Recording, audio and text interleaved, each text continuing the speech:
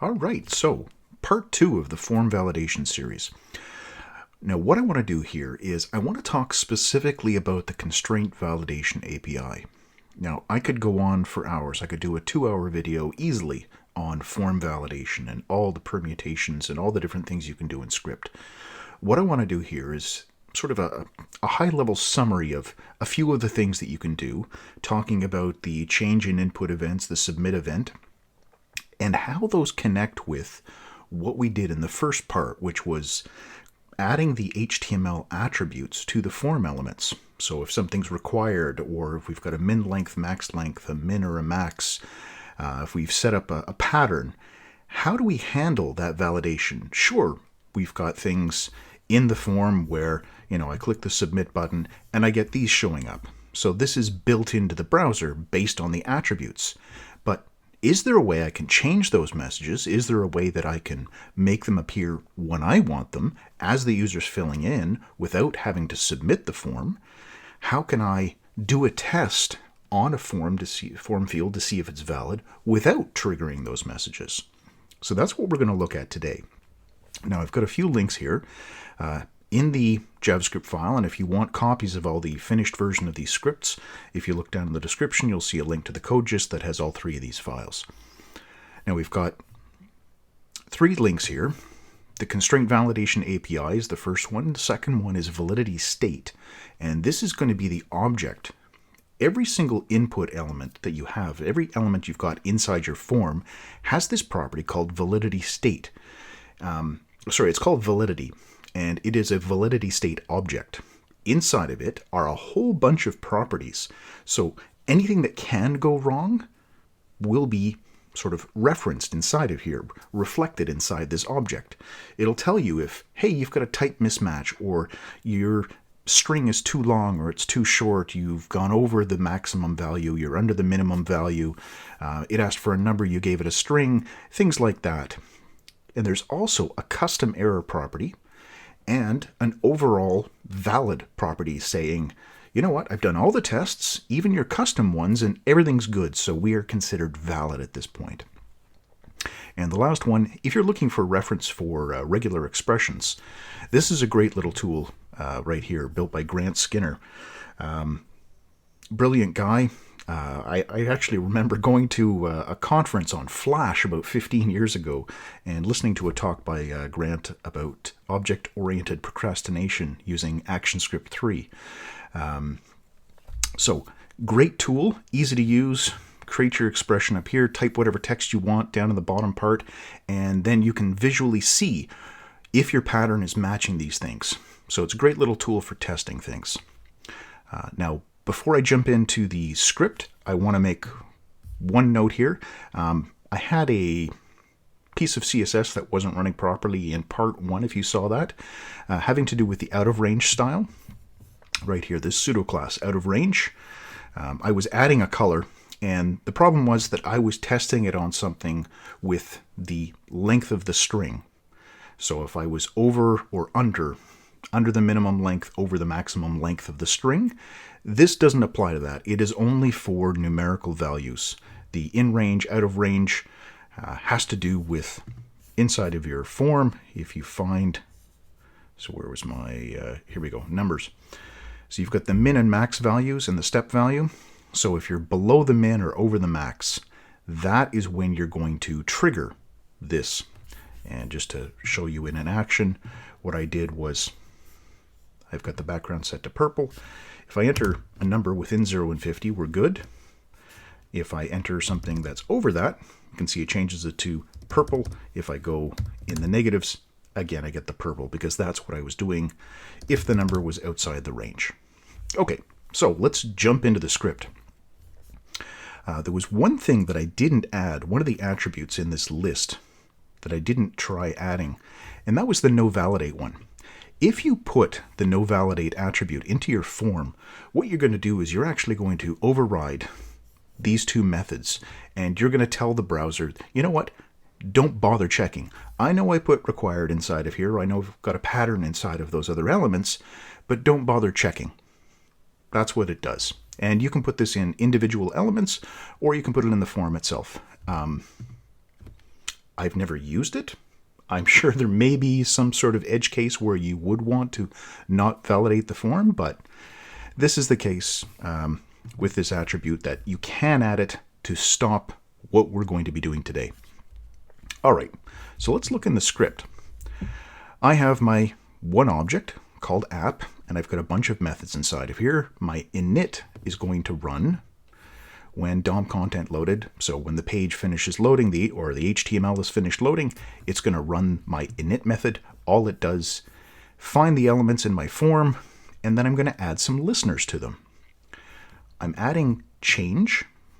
So if you remember from last video that I did last week talking about the different event listeners for forms, change means you've typed in the field and then you've blurred. You've gone to another field. So if the value you've typed is different than the one that was in there before, that's the change event.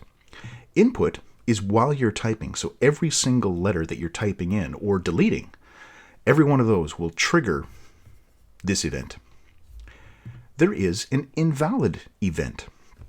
This is something that you can add on any of your form elements.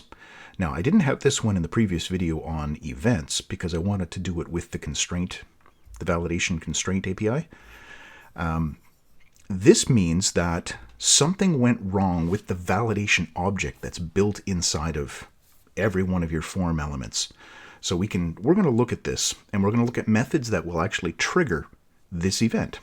So right now I've got it on my first two fields here, the full name and the email. Those ones, if something invalid happens, I'm going to call a function.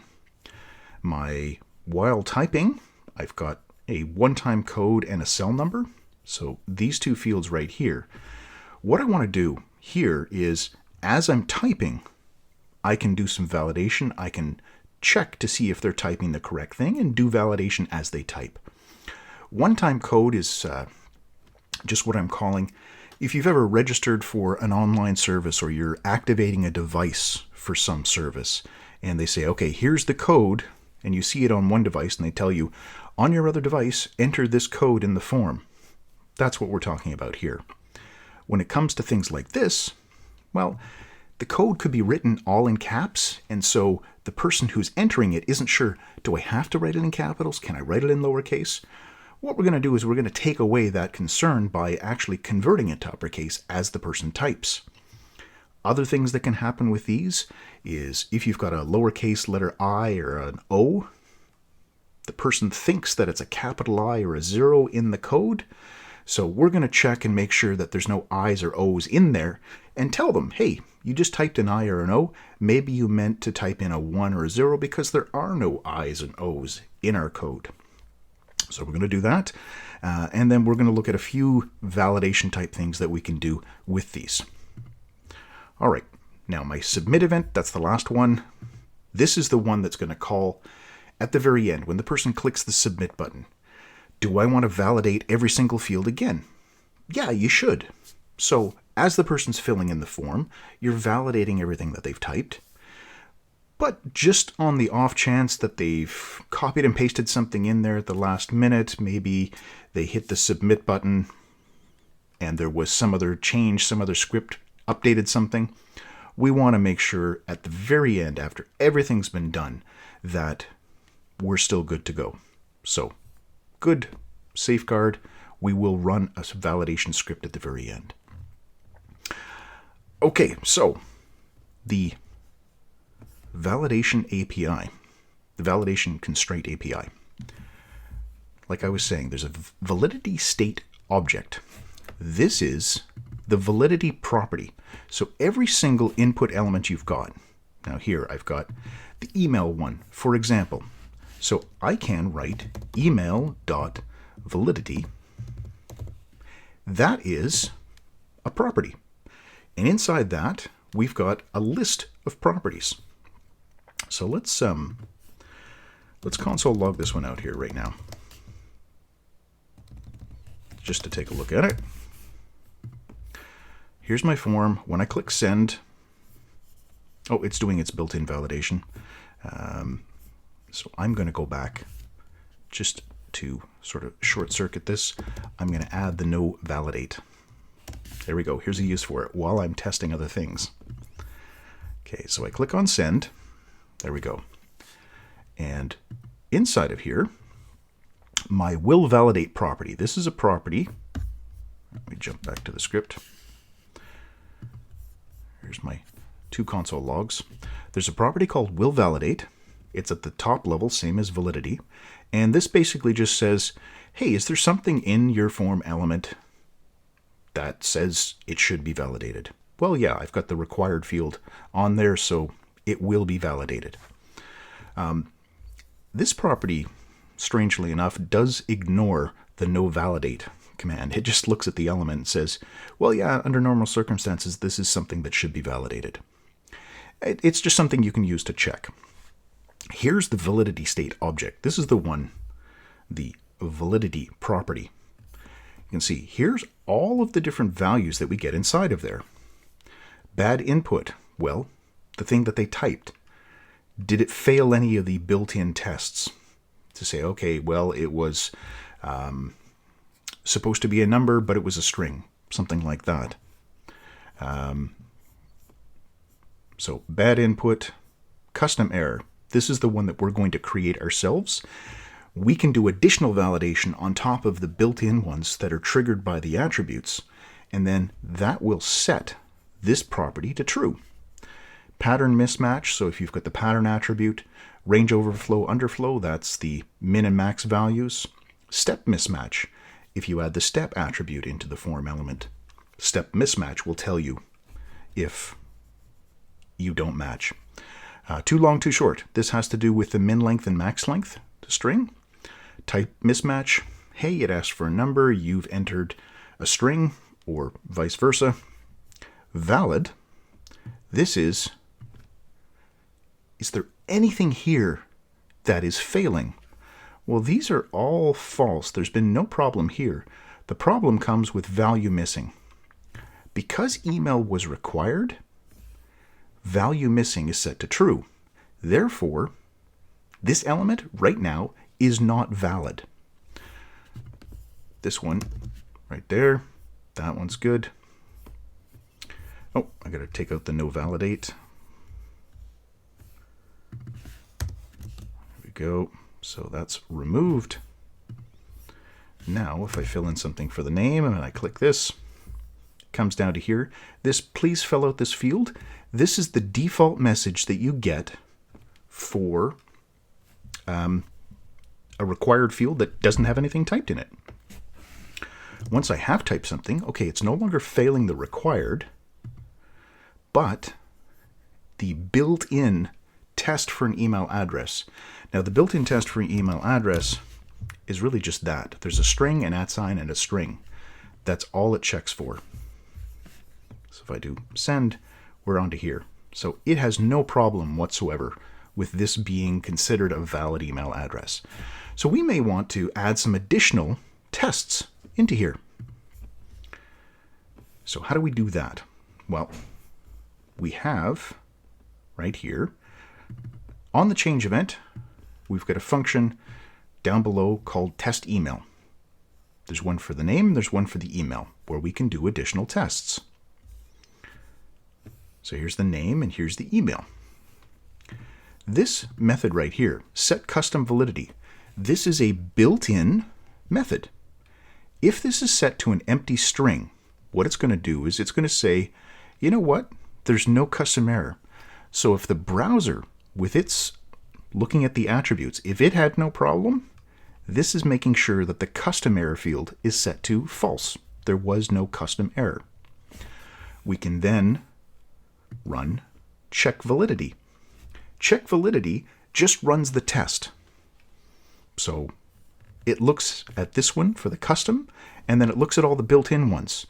It sends us back a true or false, which will be the same as the one that we had in here, that validity object. Here, let's do that again. Console log email dot validity. So there we go. As we type in here, then I tab away. We're running this test email function because that's our change event firing. Inside of here, you can see custom error is false because we set custom validity to an empty string, and we did this previously. So there's no custom error. Valid is true. So this currently, this is check validity, comes in here and says, all right, all these things have been checked. They're all false, which means that valid has to be true. So if valid is true, this method, check validity, will return true as well. So currently,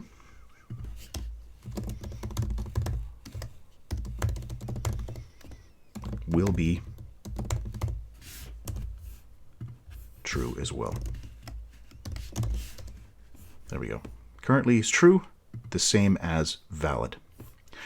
Okay, so that's all well and good. We can check, we can see that it passes the browser's test, but maybe I want something a little bit more specific. Maybe I want to do my own custom checks beyond this. Maybe I want to make sure that it is a .com, a .ca, a .org address. Maybe there's a specific domain. Maybe I want to check and make sure that this is a Gmail address. Okay, we can do that. So I'm just going to comment out the console log statements here. I want to check and see if the browser's test, the currently, if that one's good, I want to do my additional tests. I'm not going to bother doing mine if it failed that one, but if it passed that, if it passed the basic validation built into the attributes, now I'm going to create a regular expression. Let's call it emreg for regular expression. And what I want to do is I'm going to look for, hey, does this thing end with gmail.com? And I'll make it case insensitive as well. So this is the pattern. I'm looking for a string that ends with this. That's what the $sign means. If it does, so if I take that regular expression and I run a test on the email field's value, there we go. If that is false, so it does not match,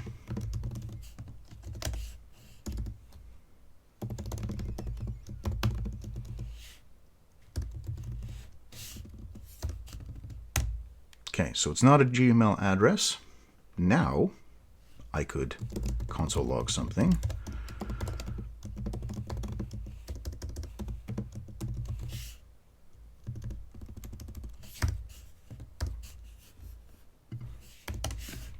Okay, we can test just like that.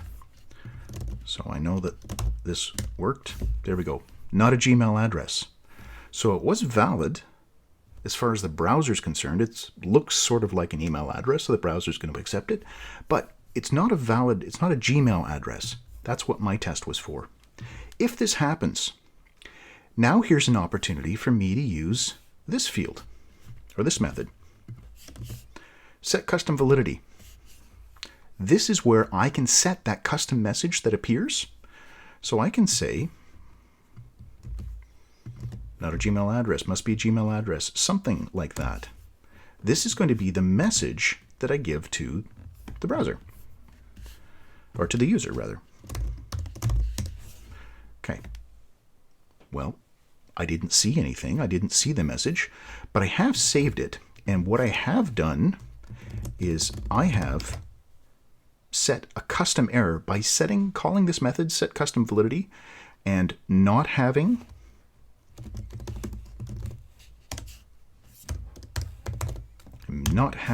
inside of there, there we go, an empty string right here, valid false, custom error true. Because I called set custom validity with a non-empty string, I have set custom error to true. And I have now, it's kind of like I've run that check validity method. It's sort of like I did that, but I'm doing it in a way that just saves the data inside of here. If I want to show this to the user, that's our third method. Right here we can say email.report validity.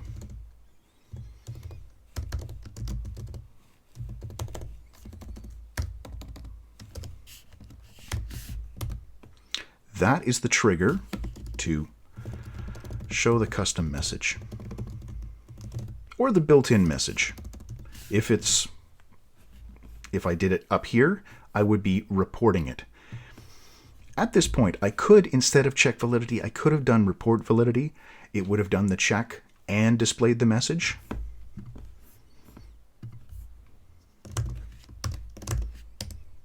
There we go. And there's my custom message, not a Gmail address. So if I change this and say, what if I just do that? Nope, still not. gmail.com. There we go. Tab away. Don't get the display. So we have fixed this now. The person has done it. And you'll notice that every time I'm calling this, this is my first step. I'm clearing out that custom message because I don't want that to appear anymore. All right, now, here are these methods. Check validity, checks the element, it returns the Boolean, and it fires the invalid event.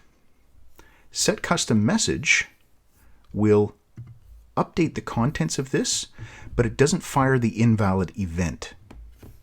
Report validity checks, reports the result, fires the invalid event as well. So you've got to be careful. Where is it? Right here. Here's the listeners for the invalid event. We want to make sure that we have these on any fields that I want to do something. Maybe I want to standardize across my form. Every time there's an invalid event, I'm going to do something. Maybe I'm going to add a CSS class name to the containing parent element. Maybe I'm going to strip out the content that was there before. Whatever it is that I want to do. If there's something that I want to do standardly throughout, in a standardized way throughout my form, here's my method right here that tells me the invalid event was fired. And I'm calling this same one every single time. There we go. Not a Gmail address. Invalid. And this invalid was triggered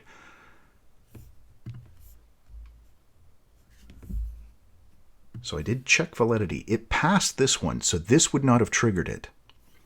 Changing this address would not have triggered it. But the report validity,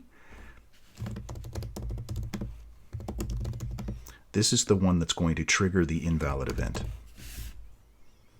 So if I comment this out,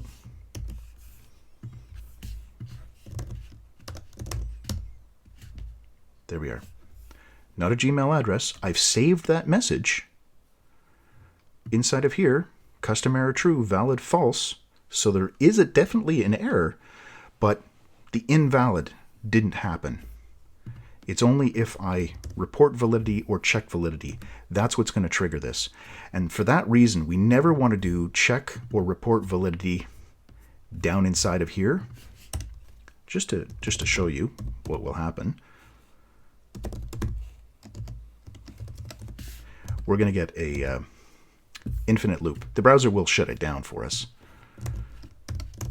So there we go. It's not a Gmail address. I tab away. Boom. You can see the invalid event on and on and on. And then it says, hey, okay, too much. I'm killing this thing. And that's because we're doing this inside of the function that's being called when this happens. So we're just calling it recursively over and over and over again. We don't want to do that.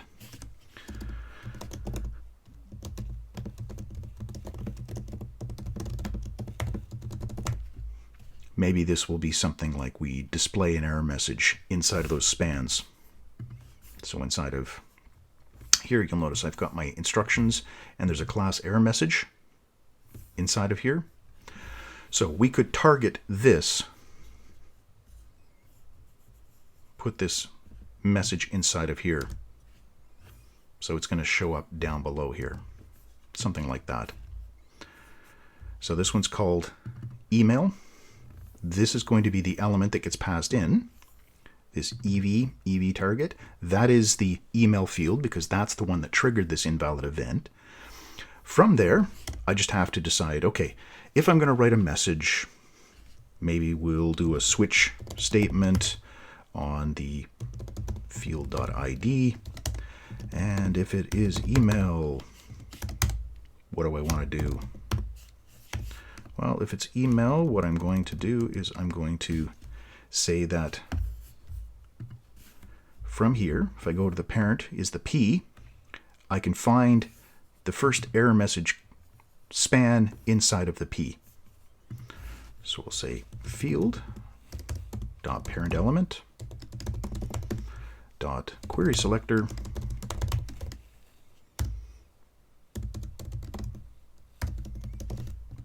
that is the span. We can put it in a variable if we want. That's the span. Span dot inner text or text content, either one.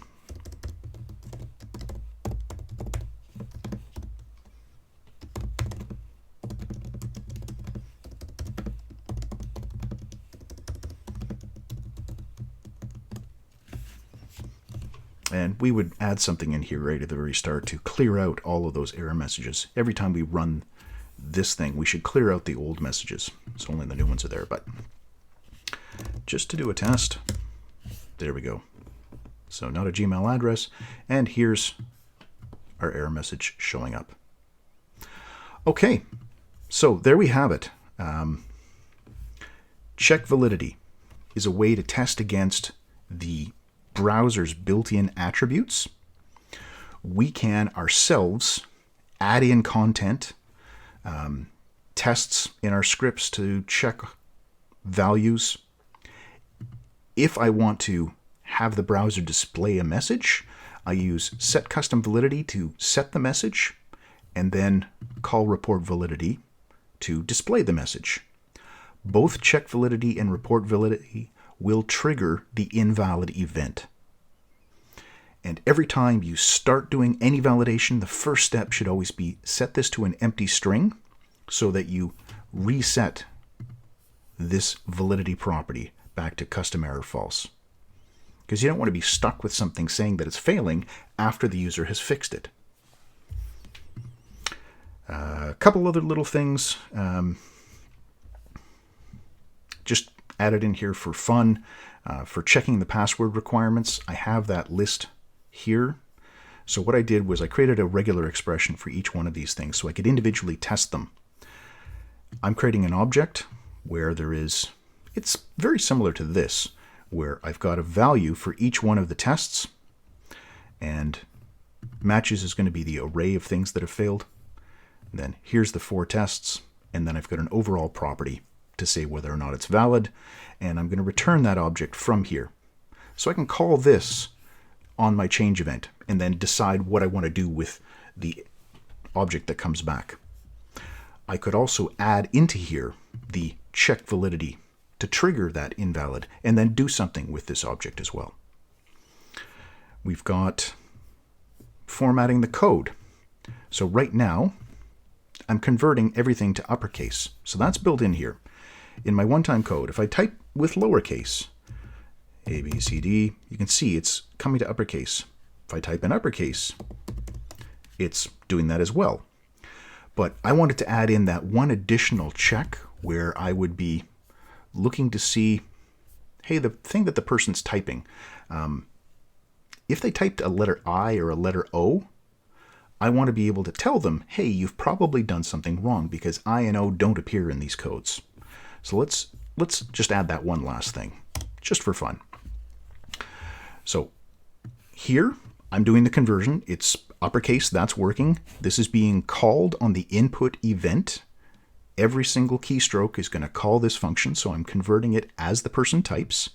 And while they type, I'm going to check. So we'll say my reg code, that is this thing. We're going to set custom validity. Remember, that's the first step to clear out any custom errors that could have happened.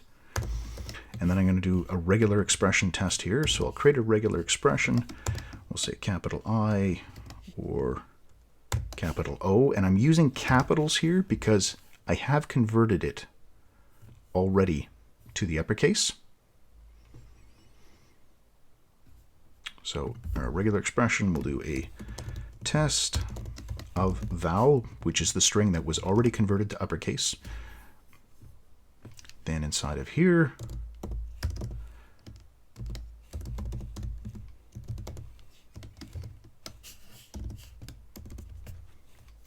here's where we'd tell the user, you know what, you've typed an I or an O, you probably didn't need to do that. So something like this.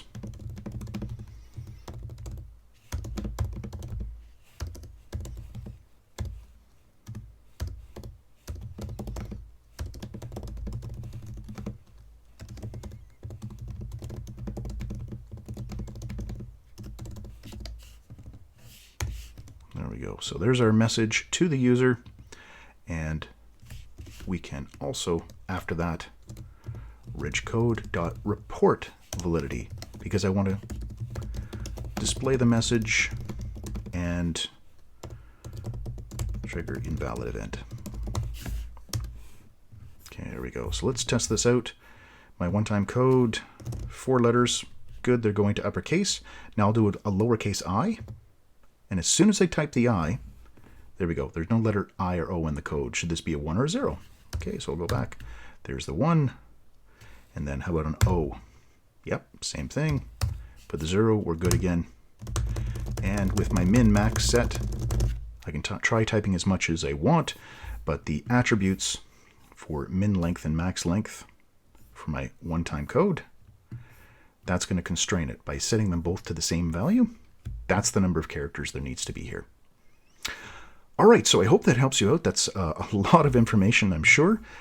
Like I said, I could go on forever and ever and ever with this stuff, but I just wanted to give you a good sampling of things that you can do and hopefully get you to understand how the Constraint Validation API works, specifically with these 3 methods and the validity property.